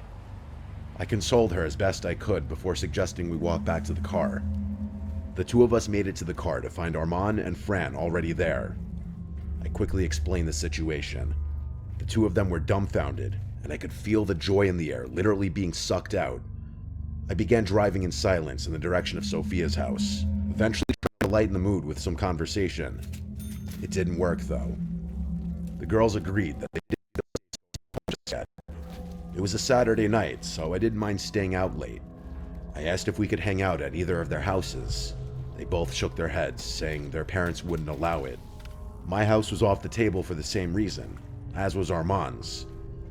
I decided to ask Armand to call up Chuck, which he did. Chuck's house was massive and his parents were super chill. It was honestly the perfect spot. To our delight, Chuck was free. I pulled into Chuck's driveway and parked the car. Armand and the two girls began making their way towards Chuck's front door, and I told them I'd catch up to them in a second. I needed a second to think about everything that had just happened. I was more shaken up than I was letting on, so I leaned my forehead against the steering wheel and closed my eyes in an attempt to calm down a bit. Honestly, those few seconds with my eyes closed really helped. Instinctively, I pulled out my phone, which I hadn't even touched since the incident. The screen lit up, and I stared at the single notification that sat on the display. I had to blink a few times to make sure I wasn't imagining it. My entire body froze as I stared in horror at the lone notification. AirTag found moving with you. Every emotion that I had just expelled from my body came crashing back. We were literally being tracked. I snapped out of my paralysis and jumped out of the car, examining every inch of the vehicle. Nothing on the front bumper, nothing in the grille, and nothing on the back. I started getting desperate, checking the seats and flipping floor mats. Still nothing. By now, sweat was pouring down my neck, and I could feel the hairs on my arms and legs clamping up. I got on my hands and knees and began examining the underside of my car. I got to the tire on the driver's side and began feeling around the tire well. And there it was. It was literally taped to the underside of the well. Impossible to find if you didn't know what you were looking for. I held the tag in my hand for a few seconds before throwing it to the ground and smashing it to pieces. Whoever had watched us on the beach with that drone knew where we were. I didn't feel safe in Chuck's driveway all alone. I picked up one of the broken AirTag pieces and ran over to Chuck's front door. I told everyone what I had discovered, showing them the AirTag pieces to prove it. They were even more horrified than I was, especially the girls. They checked their phones and saw the same notification. Chuck was particularly pissed off because we had been potentially tracked back to his house. After the panic subsided, we spent the rest of the night in Chuck's basement and ended up sleeping over. A couple weeks passed and nothing happened. Honestly, my friends and I were glad to forget about the whole thing, assuming it was entirely in the past now. The only way we could rationalize it was that some creep wanted to watch some young adults hook up on the beach and track their car to scare them. It was chilling to think about, but we were relieved that the situation hadn't escalated. One Sunday morning, about 3 weeks after the incident, I got a call from Chuck. He screamed through the phone for me to drive to his house as soon as possible, which I did. When I got there, he was standing in his driveway with a concerned look on his face and some paper in his hand. I was confused until I realized what he was holding. They weren't papers, but rather pictures. I examined them more closely. Pictures of me from that night on the beach. They were grainy and dimly lit, but you could clearly see Sophia and I in revealing fashion. I was disgusted. I could only imagine how Sophia would feel upon finding out. Not knowing what to do, we called the police and explained the situation. They told us that there was essentially nothing they could do, but we insisted that they at least scan the photos for prints. They eventually got back to us saying the photos turned up nothing. Sophia was terrified that whoever sent them would try and blackmail her, and I feared the same. The experience was downright traumatizing. Luckily, nothing ever happened after that, probably because we had gotten the police involved. Same around me after what happens, and I can't blame her. I can only hope those pictures don't turn up later in my life.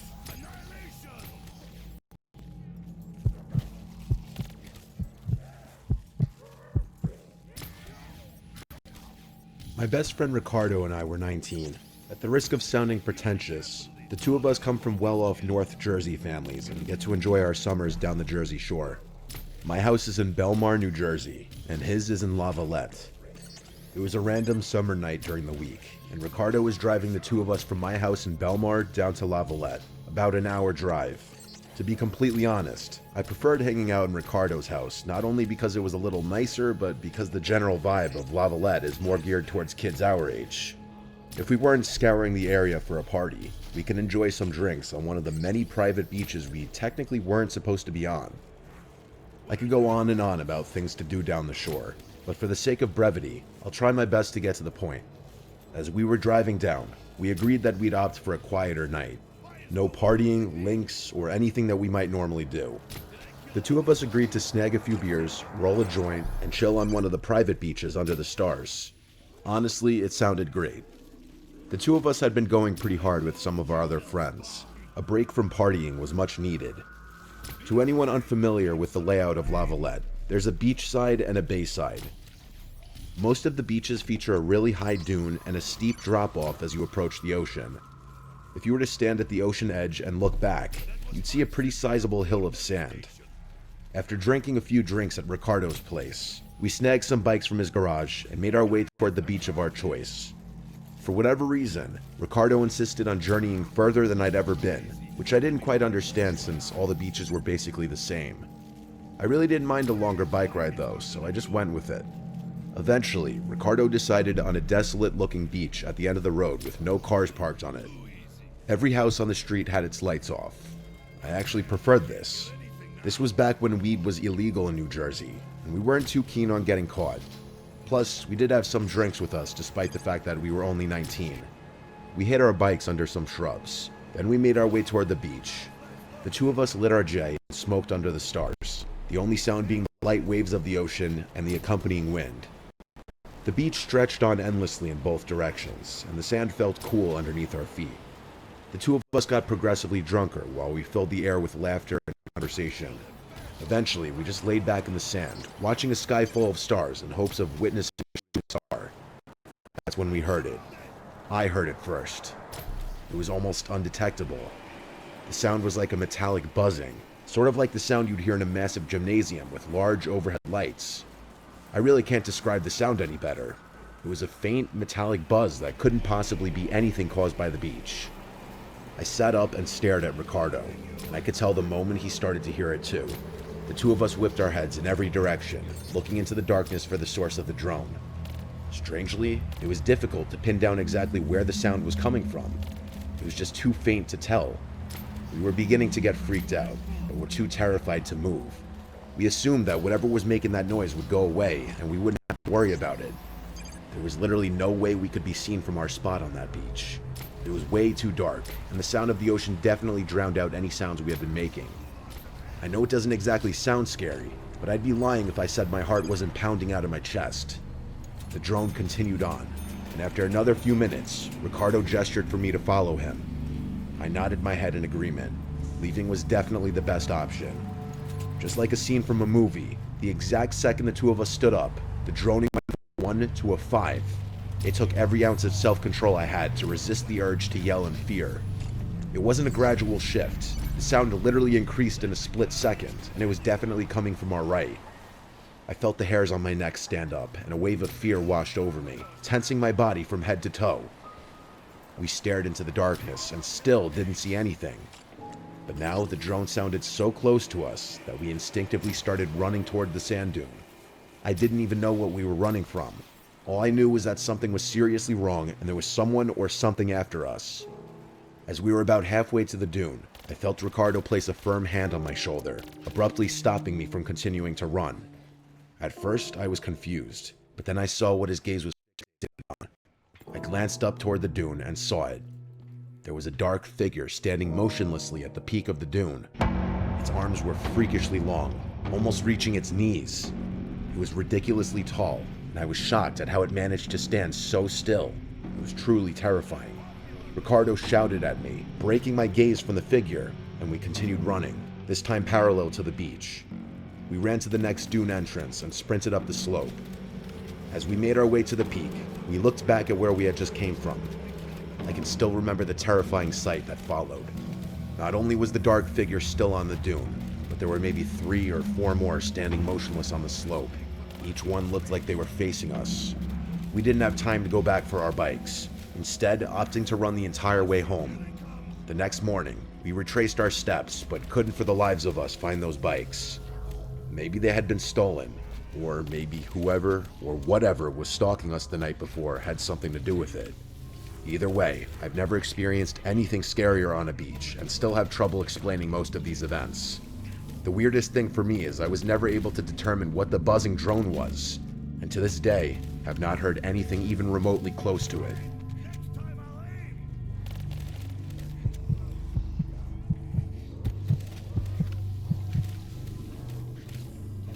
Beaches have always terrified me.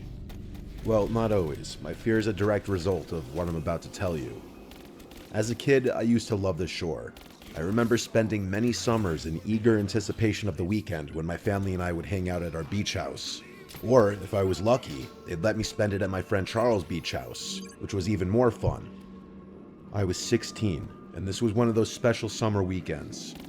Me, Charles, and our third friend Riley were going to spend a few unsupervised days at Charles' beach house in LBI. Riley was a year older than Charles and I, and had recently gotten his license, so we'd be driving down in his car. The drive down was fantastic. Riley was a pretty uncoordinated driver at the time, so most of the ride was spent laughing at him swerving and cursing the road. It was great. We got down to LBI in good time and immediately moved all of our stuff from the car to the rooms we'd be staying in. The layout of the house is important to the story, so I'll briefly mention it. There's a front door, a garage door which connects the back to the front yard, a back sliding door, and a back upstairs deck that connects the upstairs bedrooms. There's also a spiral staircase that allows you to go directly from the back deck to the ground, so you can enter and exit the house from upstairs. The house sits along a lagoon, meaning the back end of the house faces a narrow channel of water, with houses on the opposite side. We were at that ripe age where chasing girls was a priority, and a nice beach house all to ourselves was the perfect occasion. We spent a few hours figuring out which girls were down the shore at the time and talked to them on Snapchat. Finally, we found a group of 3 cute girls that said they'd be down to come kick back at Charles' house. I had more than enough weed to last us the weekend, and we had snagged a few bottles of our parents' alcohol before leaving. It was perfect. Things were going very well. The 3 girls, Rosie, Alexa, and Sophie, were fun and flirty, and the 3 of us could tell where the night would probably end up. At one point, the 6 of us decided to smoke in Charles' backyard pool. It was small, but it was perfect for 6 drunk kids. I remember the sight vividly. The gentle bay breeze blowing through my hair, the steam from the heated water rising slowly with the puffs of smoke from the joint. At our age, this was bliss. But then suddenly, Charles turned the music all the way down and stared over my shoulder into the darkness of the lagoon. Confused, I turned around, peering into the darkness. I could roughly make out the houses on the other side of the lagoon, but I wasn't quite sure what Charles was looking at. One of the girls asked Charles why he turned the music down, and he whispered that he saw someone standing on the dock opposite the house. I figured he was messing with us, so I started laughing. "Who cares, bro? People literally live here," I said. Charles shook his head. "I know that family personally. My parents said they're in Florida for the week." In all honesty, I still thought it wasn't a big deal or he was just messing around, so I kept chuckling. The girls were a little freaked out though, and said they wanted to go back inside. I wasn't going to argue, so the six of us started making our way out of the pool. As we were drying off in the yard, Riley jumped and cursed, looking towards the lagoon. The rest of us turned, and even though the light was dim, I could definitely see what looked like movement coming from the opposite dock. The six of us froze in place, trying to get a better glimpse of what we were looking at. Just then, a passing car on the road across from us lit up the scene ever so slightly, and the sight was horrifying. There were 4 tall silhouettes standing at the edge of the dock, facing us. It was impossible to tell what they were wearing or what they looked like, but there was no doubt they were facing our direction. "Go inside now," said Charles with a shaky voice, motioning us toward the sliding door. As we rushed inside, I heard a distinct sound that remains the most terrifying noise I'd ever heard. 4 consecutive splashes rang out from behind us. Those guys were swimming across the lagoon. We were in full-on panic mode at that point. The girls screamed while Riley slammed the sliding door shut and locked it. Charles quickly ran to the front to lock that door too, and the 6 of us ran to the room that wasn't visible from the outside. We waited in silence, horrified at what we might hear next. A few minutes passed, and still nothing. Out of nowhere, Riley cursed, revealing to us that he had forgotten to lock the sliding door on the deck. Charles started to panic, knowing that this house was about to be broken into. Just then, we heard soft, quieted footsteps above us, and that was the last straw. None of us had any weapons on hand, and we were all intoxicated, so running was really our only option. The 6 of us sprinted for the front door and bolted to the car, which Riley started up in a flash. The chaos of it all was too much for Riley to handle, and he destroyed Charles' mailbox on the way out of the driveway. Once we were far enough away, we called the police. The ordeal was a nightmare. We went back to the house once police had searched it, but the news was shattering. All of the valuables on the top floor were missing, but that wasn't the worst part. Charles' family owned a medium-sized Boston whaler boat, which was also stolen, most likely as the getaway vehicle. Charles' father tended to keep a spare set of keys inside a small hatch below the steering wheel, which the police concluded was how the culprits got away so quickly. How they knew where the key was hidden is something I still wonder. The police were never able to arrest the perpetrators, and likely never will. Charles, Riley, and I think whoever robbed the house might have been someone who knew Charles' family, and they knew where the key was, and the house was supposed to be vacant that weekend as well. It's been a long time since this chilling event took place, but I haven't let one day pass without locking every door and window in my home. Do yourself a favor and lock your doors at night.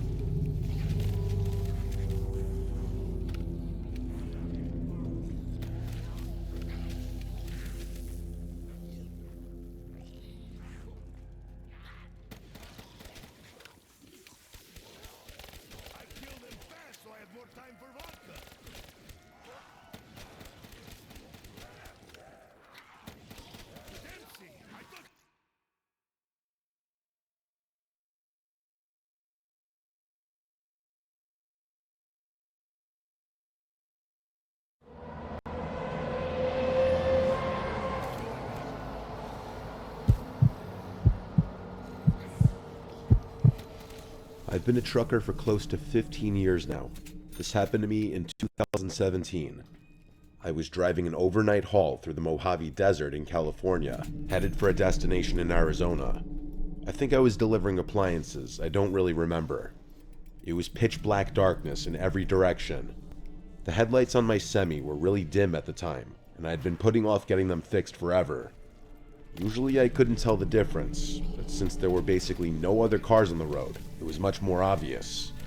I remember having to strain my eyes every few minutes to make out the road in the distance. That could have been a horror story in of itself. I was debating pulling over for a couple hours and waiting for sunrise, but I didn't want to waste my time. I desperately needed the money at the time, so I kept driving, even though it wasn't fully safe. I figured since it was basically a straight line, it would be okay. I think it was about an hour before sunrise when I saw something approaching. Worried about hitting an animal, I slammed on the brakes. As my truck screeched to a stop, I realized what was in front of me, a car with its hazards on. The weird thing was that it was in the exact middle of the road, like literally on the double yellow. What was even weirder was that the passenger door was wide open. My truck stopped maybe a foot before hitting it. Not to toot my own horn, but I'm a pretty fearless guy, and I know my way around a bar fight. Because of this, I wasn't really scared when I saw the car. I was more curious than anything. I thought maybe someone needed a jump or something, so I reversed the semi and pulled over. I thought about throwing some flares down, but decided against it since I hadn't seen a single other car on the road besides this one. I got out of my truck and made my way over to the car. It was a warm, still night. I remember thinking how strange it was that there was almost no wind. It was also really quiet that night. The faint click of the hazards was the only sound in what felt like a desert. I got a little closer to the car. I vividly remember that it was a new-looking red Ford Fusion. I approached the car a little cautiously. Like I said, the passenger door was wide open. I walked around the car and stopped in my tracks. It was completely empty. I made sure of it too, checking the back seat and anywhere someone might be laying down. There was literally no one inside. All of a sudden, I was much less sure about the situation. I was expecting someone to need help of some sort, maybe even someone who took a nap in a really dumb spot. I certainly wasn't expecting this though. The car was literally empty. I cast a few glances over my shoulder, feeling a lot more uneasy now. I kept whipping my head around, looking in every direction. I felt like someone was going to charge me or something. The problem was, it was so dark that I couldn't see that far in front of me, except for what was lit up by my truck's headlights. It was eerie. I waited a while longer, thinking about getting back in my truck and forgetting about this whole thing. Someone was out there, somewhere. Against my better judgment, I decided to keep investigating. I looked inside the car, but everything seemed completely normal. The key was even in the ignition, although the engine was turned off. I got back out of the car and made my way over to the trunk. Might as well have a look, I figured. I went to open it, but it wouldn't budge. Locked. I grabbed the key out of the ignition and unlocked the trunk. Still though, the thing wouldn't budge. It was jammed from the inside somehow. I opened the back door and tried getting at the trunk through the back seat. To my surprise, it actually opened. There were 3 squished garbage bags back there, along with a rope that was tying the trunk closed. I remember glancing one more time over my shoulder before reaching for them. The coast was clear. I must have been within 5 inches from one of the bags, when the loudest gunshot I've ever heard rang out into the night. I slammed my head on the roof of the car in shock. I didn't even think. I threw the keys on the front seat and got out of the car as fast as I could. As I was climbing into my semi, I heard a grungy voice yelling in the distance. He yelled "hey" a bunch of times, and his voice seemed to be quickly approaching. I scrambled into the semi and turned it on. I threw it in gear as fast as I could. I remember cursing a bunch of times as the engine initially stalled, and that's when I saw it. As my truck began pulling out, I saw a person standing at the trunk of the car. It was a short, husky guy with red hair. He was wearing overalls and boots. In his left hand, he was holding a small shovel. In his right, though, was an old-looking hunting rifle. We locked eyes for a few seconds as my truck began to drive past him. He didn't move. I remember him not looking crazy or anything. He had this worried look on his face. As I passed him, he dropped his shovel and started waving his hands. He yelled "wait" a few times, but I wasn't staying there another second.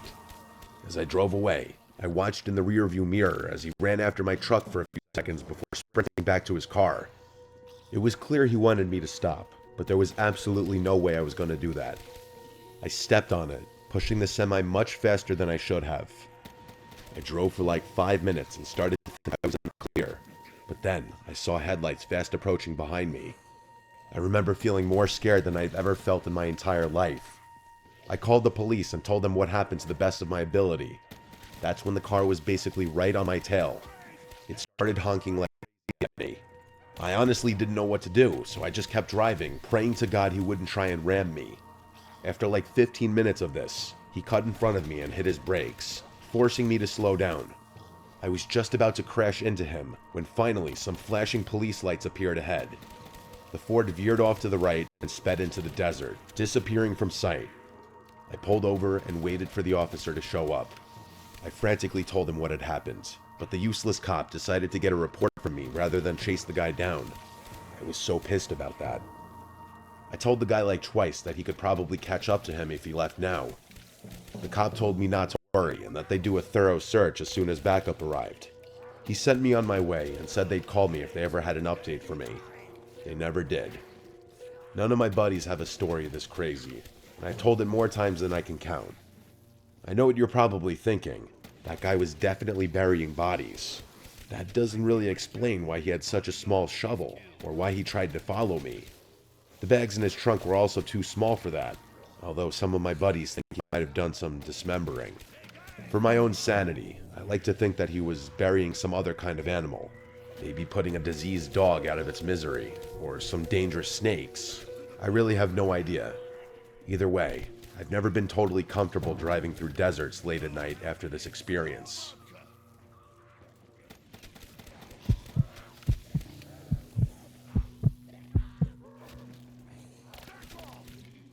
I'm sure you've seen some of the more modern videos online where truckers will document their daily routines and provide tips for each other. Or maybe you haven't. But, being as I'm on the younger side in this industry, every time I open TikTok or YouTube Shorts, that's all I see. I won't get into it, but I had to drop out of a pretty prestigious university for some personal reasons, and people always tell me I could have been more than a trucker. It's honestly not a bad gig, though. I've been making deliveries for north of 2 years. Obviously, the only strenuous part of the job is the long hours. You can never truly gauge how the isolation will affect you without experiencing it firsthand. My only advice would be to make peace with whatever demons might be lurking in your subconscious, because they'll definitely eat at your brain in the lonely hours. That's what happened to me, anyway. This happened to me 3 months after getting employed by my first company. I was basically as new in this trade as one could get. I was driving from southern New Jersey to Lafayette, Indiana, a 12-hour drive. 12 hours driving might not seem that crazy, but factor in the fact that I just completed an 8-hour trip, and that should put things into perspective. I wanted to get deliveries done as quickly as possible, so I opted to drive through the night. I'd get to Lafayette just before 3 a.m. Things were going smoothly. There were virtually no other cars on the road, so I was able to push the semi a little faster than normal. About halfway through the drive, I remember reaching down at the center console to chug a Red Bull, but there weren't any. Of course, I had forgotten to restock my truck after completing my previous delivery. After slapping my dashboard a few times, I groaned in frustration, knowing I'd have to stop somewhere. There was nothing I hated more than having to make stops during my drives. I might be unique in this, but I always get exponentially more tired when my vehicle is immobile, even if I'm only stopped for like 20 seconds. After glancing up at the navigation, I figured I had no choice. Either fall asleep on the road, or stop and get an energy drink. In my brain, those options were pretty much equivalent. Reluctantly, I pulled into the first service stop I saw. I had literally no clue where I was, probably somewhere in Ohio at this point. Too late, I realized this wasn't actually a service stop. It was what looked like an abandoned gas station and a repurposed convenience store. I'm not sure if there's any better way to describe it. Either way, it looked like there was another quick stop store not far up the road, so I figured I'd go there if anything. I parked the semi and made my way over to the first convenience store. To be completely honest, I was expecting one of two things to happen. Either the place would be open, or the door would be locked. Imagine my surprise then, when the door swung open into a pitch-black store. I looked around, hoping maybe I'd get lucky and there would be a drink or snack left behind. Just before I was about to turn around, my eyes adjusted to the darkness, and I picked up on a faint glow emanating from the corner of the room. I made my way over to it, and the glow turned out to be coming from a back room of some sort. Curiosity got the better of me, and I opened the door slowly. To my pleasant surprise, there was a refrigerator against the wall. Eagerly, I opened the door, but found nothing. Literally nothing. The shelves had literally been removed, like the whole appliance had been gutted. As I was shutting the door, I was 90% certain I heard a clatter from the main room, like something hitting the floor. I froze for a good 10 seconds. Had I imagined it? There was no way. Quietly, I walked back into the main room and looked around. Nothing. Part of me wanted to keep investigating. I didn't have time for this, though. I walked out the entrance door and basically jogged to the other shop. It was open, thank God. I paid for my drink and made it back to my truck. Something about this whole stop felt wrong. I needed to get back on the road as soon as possible. I took one last glance at the abandoned store and noticed the door was now open. I was 100% positive I had shut it behind me. It wasn't my job to figure out what was going on here though, so I started the engine and merged my semi back onto the highway. The caffeine started kicking in and snapped me out of my tired haze pretty quickly. My mind began to wander, and I started thinking about how bizarre that whole thing had actually been. I guess a squad or an abandoned building wasn't the strangest thing in the world, but my brain couldn't explain that refrigerator no matter what theory I thought of. I tried to forget about it and kept driving. It was then that I started noticing weird movements in the curtain behind me. Sweat started dripping down my forehead. I watched in the rearview mirror as the curtain seemed to billow and move, even though I didn't have the air on. I thought the worst. There was someone in my truck. I didn't have any weapons on me or anything, so I discreetly punched in the nearest police station on my phone. The drive there was the most tense and horrifying 20 minutes of my life. I kept imagining that person reaching out to grab me or trying to crash my truck. Finally, I approached the police station. I stopped the semi as close as I possibly could get and basically ran over to the police station. In seconds, my truck was surrounded by police, and after I opened the back, what I saw will stay with me for life. The police pulled out 3 homeless-looking people, 2 men and 1 woman. They were wearing rags and were wrapped in nasty-looking blankets. One of the men was armed with 2 switchblades. All 3 of them refused to talk, but stared menacingly at me as they were getting cuffed. I have no idea what they wanted. I don't think I'll ever know.